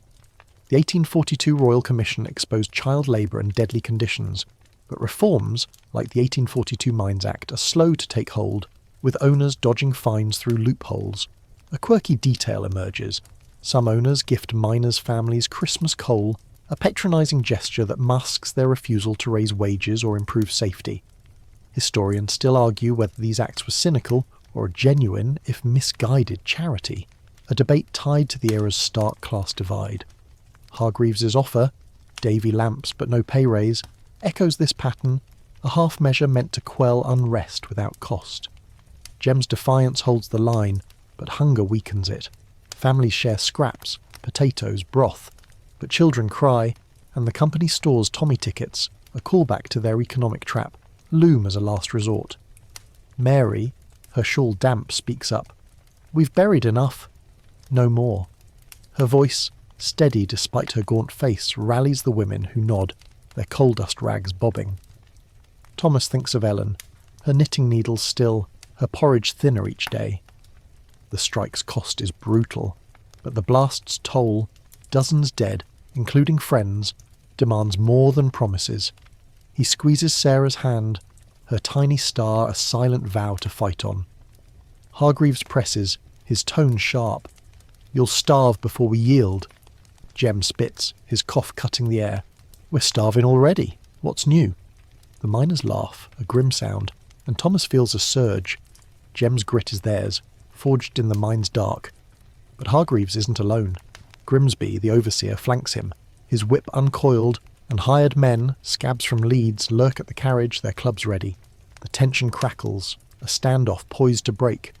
Sam mutters, "They'd whip Bess if they could." Another joke, bitter but grounding, his thoughts on the pony left below. The miners hold firm, their ghost shifts, picks and shovels stacked at the pithead. A silent taunt. Hargreaves eyes them, his pen pausing, and offers a concession. A shilling more for hewers, no fines for a month. The crowd stirs, tempted, but Jem shakes his head. "All or none. Hurriers, trappers, women too." Thomas's heart leaps. Jem's fighting for Sarah, for Mary, for him. Mary steps forward, her voice clear. And no kids under 10 below. Hargreaves flinches, the demand cutting deep, a nod to the Mines Act's unenforced ban on young children. The crowd roars, their unity a wall against the emissary's glare. Night falls, the standoff unresolved. Hargreaves retreats to the village inn, his carriage guarded, while the miners huddle in cottages sharing plans.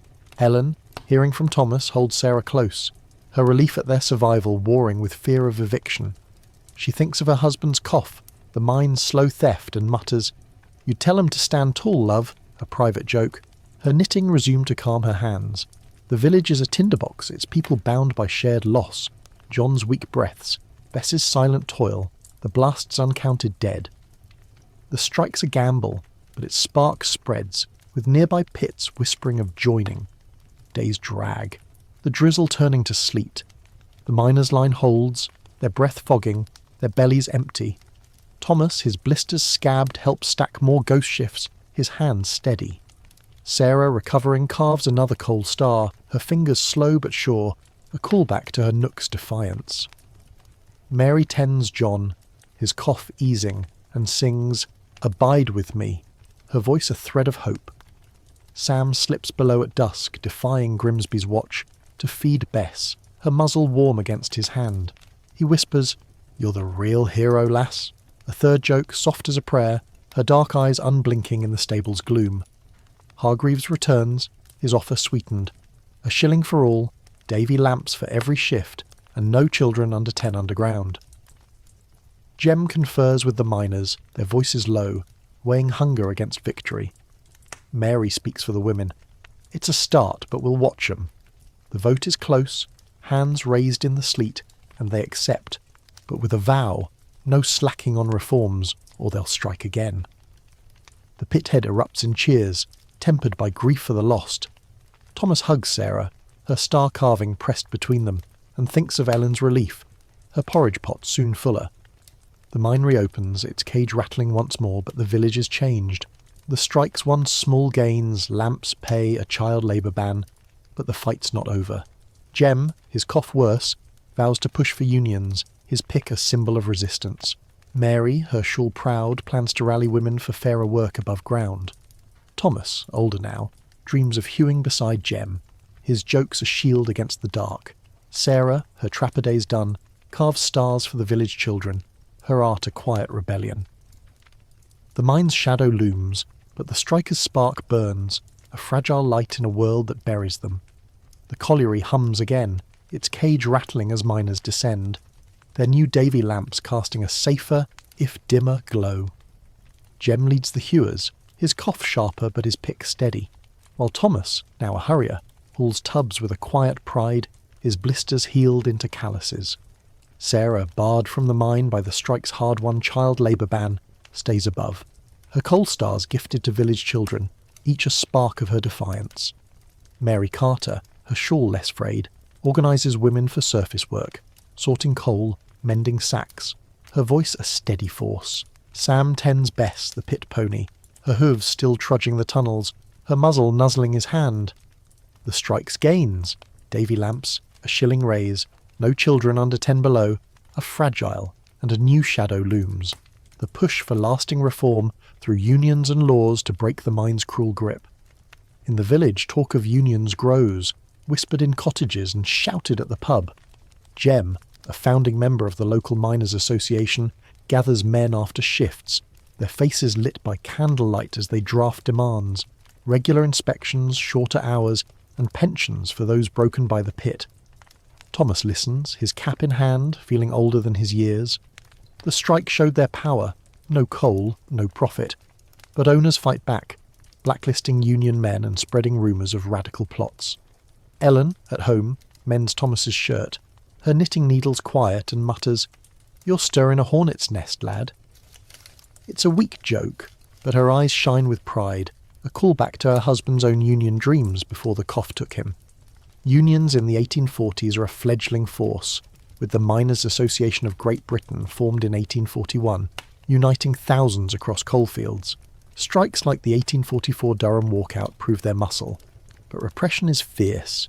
Evictions, arrests, and hired thugs break picket lines.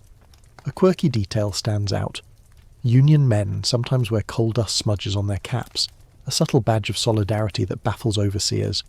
Historians still argue whether these symbols were spontaneous or coded signals for secret meetings, a debate tied to the era's paranoid labour wars. Jem's smudged cap, worn proudly, marks him a target, but he shrugs off Grimsby's glares, his pick a quiet threat. The villagers' fight reaches beyond the pit.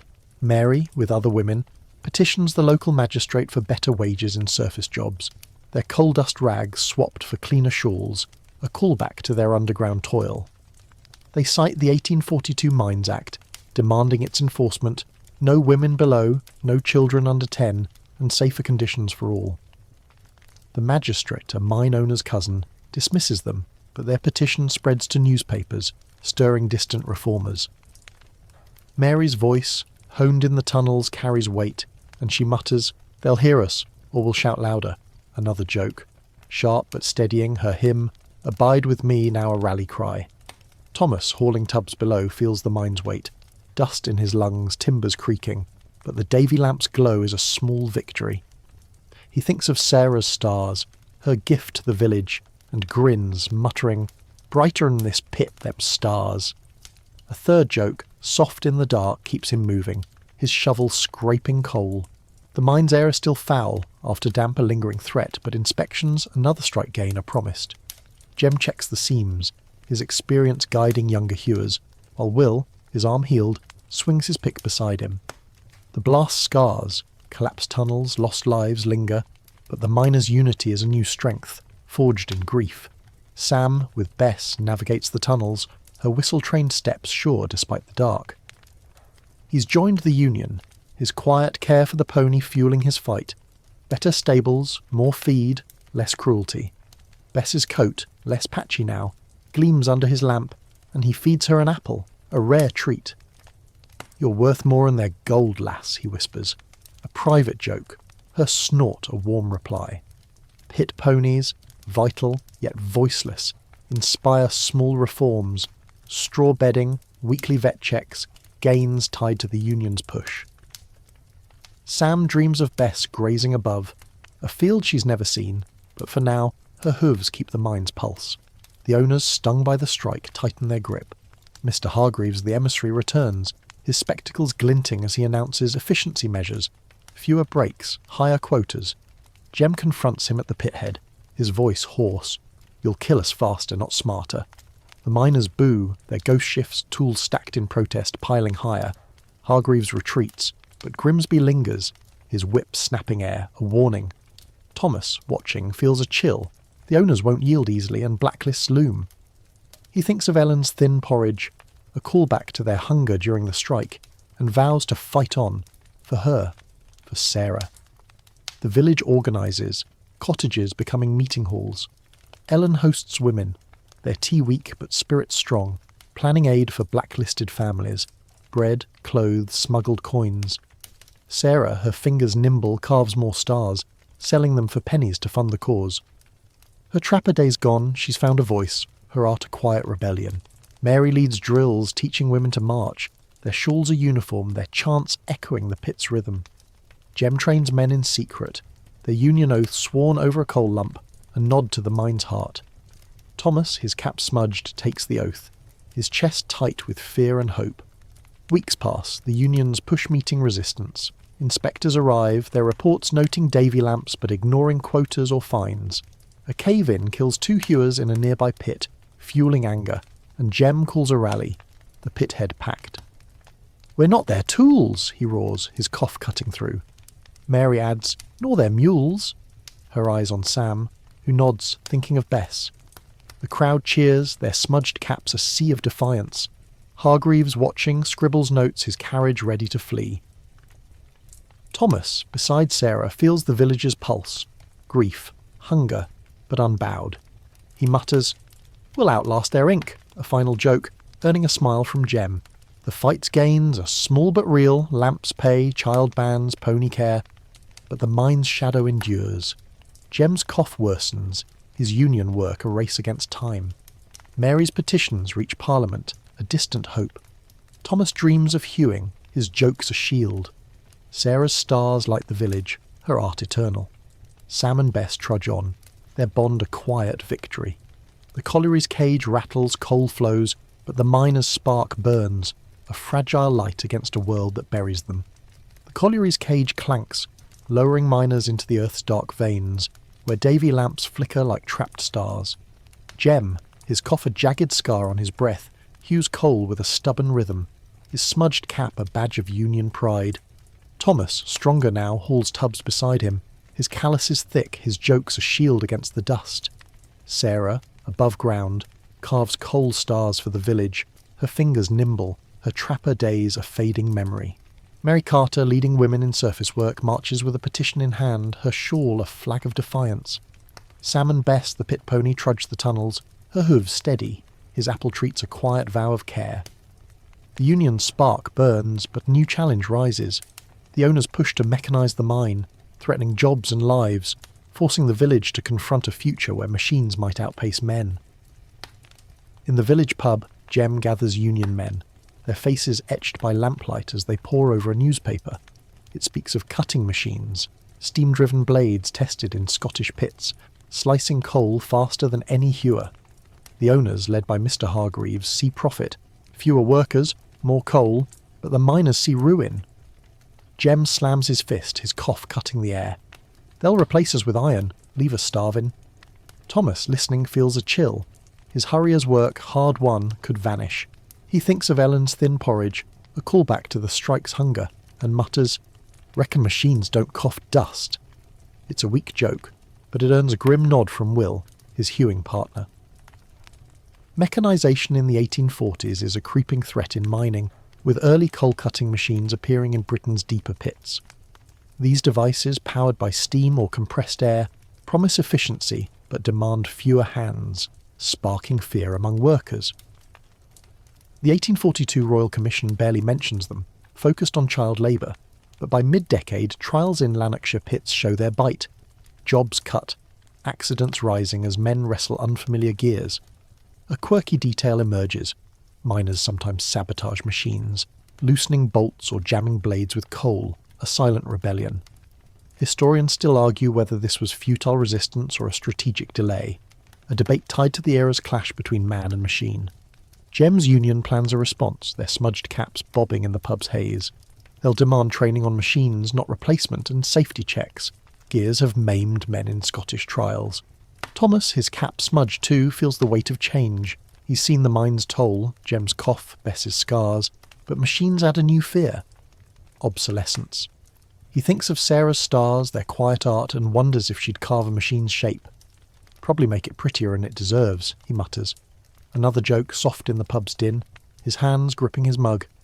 Mary outside rallies women at the village well, their shawls bright against the dusk. Mechanisation threatens surface jobs too. Coal sorting could shift to belts, leaving women idle. She's read of factory looms where women work but lose fingers and vows the mine won't follow. Her petition, now with hundreds of names, demands fair wages and training for all, citing the Mines Act's spirit. "We're not mules to be swapped," she says, her voice sharp, a callback to her tunnel days. The women chitter, their coal dust rags gone but their grit eternal. Mary hums, "Abide with me," a third joke in her heart, her march a hymn of resistance. Below, Sam guides Bess through a narrow seam, her tub heavy, her whistle-trained steps sure. He's heard of machines, their clanking threat, and fears for Bess. Ponies could be sold off if tubs move by steam. Her muzzle nudges his hand, seeking an apple, and he gives it, whispering, "You're worth 10 of their gears, lass." A private joke, her snort a reply, her dark eyes steady in the lamp's glow. Sam's Union oath includes ponies, better stables, no whips, and he dreams of Bess grazing free, a field beyond the pit's reach. For now, her hooves keep the mine's pulse, a living heart against iron's cold advance. The owners press their plan, Hargreaves arriving at the pit head with blueprints, his spectacles glinting. Progress, he calls it, promising more coal for Britain's furnaces. Jem confronts him, his pick at his side. Progress that buries us ain't progress. The miners boo, their ghost shift, picks stacked in protest, piling high. Hargreaves offers training for some, but only hewers, leaving hurriers like Thomas out. Grimsby, whip in hand, smirks, his threat clear. Thomas feels the mine's weight, its dust in his lungs, and thinks of Ellen's cottage, its fragile warmth. He mutters, "Their progress to crush us flat," a final joke, earning a nod from Sam. The village organises, cottages alive with plans. Ellen hosts women, their tea weak but voices strong, plotting to support jobless families if machines come. Sarah, her stars now sold for union funds, sketches a machine on slate, its blades a child's nightmare. "Looks like a dragon," she says, her art a quiet jab.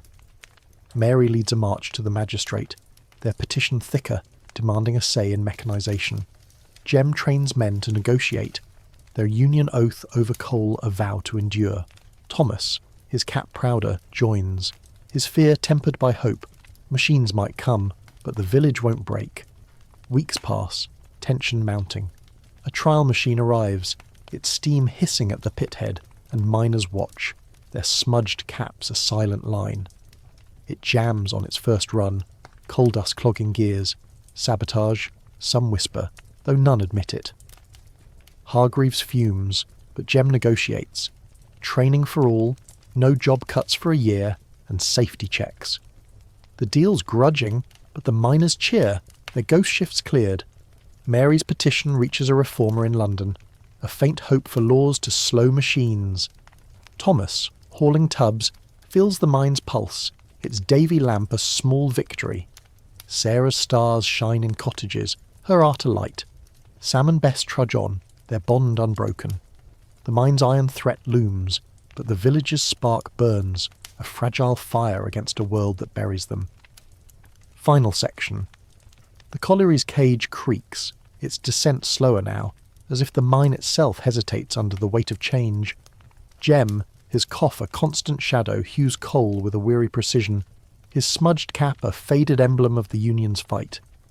Thomas, a hurrier no longer, trains as a hewer beside him, his shovel traded for a pick, his jokes sharper with each swing.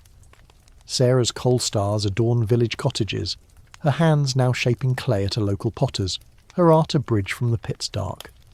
Mary Carter, her shawl crisp, leads women in a cooperative, selling coal-sorted goods to bypass the company store's grip. Sam and Bess, the pit pony, tread the tunnels, her hooves steady, his care a quiet rebellion against mechanisation's threat. The village, scarred by the blast and strike, stands at a crossroads, its spark of defiance now aflame, tempered by loss, but kindled for a future beyond the mine's shadow. In the village square a crowd gathers under a rare sun, their faces etched with coal's mark but lifted by hope. Jem, leaning on his pick, speaks to them, his voice hoarse but clear. "We've won Lamp's pay and kept kids above ground. Now we build something lasting." He unveils a plan, a miners' fund pooled from wages, to aid the sick, widowed or jobless when machines cut deeper. Thomas, his cap smudged proudly, feels a surge. Jem's vision is theirs, a shield against the pit's hunger. He thinks of Ellen's cottage, its porridge pot fuller now, a callback to the strike's lean days, and mutters, "Reckon we're tougher than their iron." It's a weak joke, but it draws a chuckle from Will, his hewing mentor. The 1840s mark a turning point for mining communities, with unions like the Miners' Association of Great Britain laying roots for later victories. Shorter hours, safety laws, pensions by century's end. The 1842 Mines Act, though weakly enforced, bans children under 10 and women from underground. A gain cemented by strikes like the villages. A quirky detail shines. Some villages erect pit memorials, crude stone markers for blast victims carved with picks or lamps. A silent vow to remember. Historians still argue whether these were mere grief or a rallying cry for reform, a debate woven into the era's slow march toward justice. Jem's fund, a practical memorial, binds the village, its pennies a promise to endure. Mary steps forward, her cooperative's first earnings, sacks of sorted coal sold to a nearby town, in hand. "This is ours," she says, her voice steady, her shawl a banner. The women cheer, their coal dust rags long gone, their work now feeding families free of Tommy tickets, a callback to the company store's trap. Mary's petitions, sent to Parliament, have stirred a London reformer, who promises a bill for machine safety and worker training. She hums, "Abide with me," a private joke, her march now a victory song, her eyes on a horizon where women's labour counts. Thomas, swinging his pick below, feels the mine's pulse. Dust, heat, the the creak of timbers, but its grip is looser. The Davy lamp, a strike gain, guards against fire damp, though the air's still foul. He trains on a trial machine, its gears a grudging ally under union rules. No job cuts for a year, safety checks mandatory. Jem guides him, his cough worse but his grit unyielding. "You'll outlast this pit, lad," Jem says, and Thomas grins, muttering, "Long as it don't outlast me first." Another joke, soft in the seams dark, his pick a spark of hope. The blast scars, collapsed tunnels, lost mates, linger, but the Union's oath, sworn over coal, binds them. Sam with Bess navigates a tunnel, her tub lighter under new quotas, her coat sleek from better feed. He's won straw bedding and vet checks for ponies, small victories tied to the Union's push. Bess nudges his hand, her muzzle warm, and he slips her an apple. "You're the queen of this pit, lass," he whispers. A third joke, her snort a reply in the lamp's glow. Sam dreams of Bess in a field, her hooves free, but her work endures, her whistle-trained steps a living rhythm against the machine's clank. The mine's iron threat, steam blades, fewer jobs, looms. But ponies like Bess, and men like Sam, hold its heart. Ellen, at home, tends a small garden, its potatoes a buffer against hunger. Her knitting needles click again, crafting scarves for the fun sale, her hands steady despite the cough that lingers from her husband's days. She thinks of Sarah's stars, now clay pots on village sills, and smiles. "You've lit us up, lass," she mutters, a private joke, her pride a warm fire. The village's fun grows, its pennies buying medicine for Jem, clothes for orphans, a safety net woven from shared toil. Ellen sees Thomas's hewer's stance, his shoulders broad, and knows he's their future, a boy forged in the pit's fire. The owners, led by Hargreaves, watch warily, their blueprints stalled by union demands. Grimsby, his whip stilled, patrols less, his power dimmed by the village's unity. A pit memorial rises at the colliery's edge, a stone carved with a lamp, names of the blast's dead etched deep. Sarah adds a clay star, her art eternal, a callback to her trapper's nook. The village gathers, Jem's cough silencing the crowd as he speaks. This ain't just stone, it's us standing tall. Mary lays a shawl at its base, Sam a pony's worn harness, Thomas a smudged cap, offerings to those buried, a vow to fight on. Years pass, the village's spark enduring. Jem's cough claims him, but his fund thrives, a legacy in every healed child, every widow's rent paid. Mary's cooperative grows, her petitions shaping laws that slow machines save fingers. Thomas Hughes, his pick a union's pulse, his jokes a light in the dark. Sarah's pottery graces homes, her stars a village emblem. Sam retires best to a field, her hooves free at last, his care her final gift. The mine's cage rattles, coal flows, but the village's flame burns bright, a fragile but fierce light against a world that once buried them.